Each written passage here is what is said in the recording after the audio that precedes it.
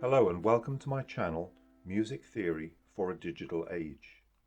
I am Dr. Michael Hewitt, and this is one of a series of short videos on music theory for today's musicians. An interval is a gap in pitch between any two notes. A good example of this is the notes C and E. Now, if I play these two notes immediately in succession, our ear will construe this to be a melodic movement between those two notes. When heard and played in this context, this relationship between the two notes is then called a melodic interval. If I now play them simultaneously, our ear will then construe this to be a two-note chord.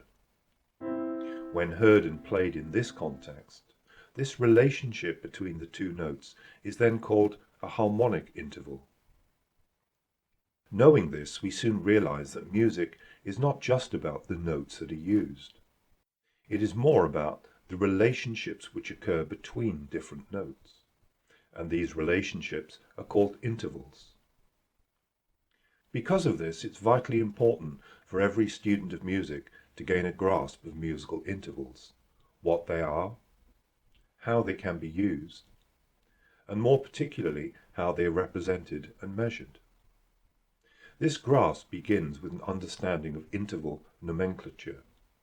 This concerns the names given to musical intervals. The first name that we give to an interval is numerical. In other words, every interval can be identified by a number. This number describes how many notes of the scale there are between the two notes. And by scale for the present, you can think of this as being the C major scale, which is the basic scale that we'll be working with.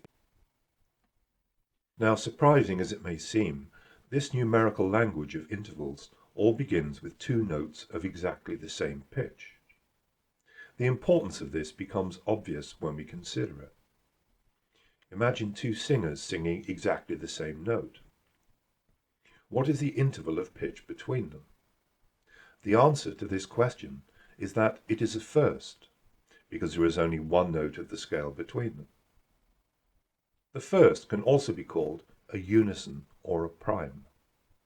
Have you ever heard the phrase singing in unison? This means that everybody is singing the same notes.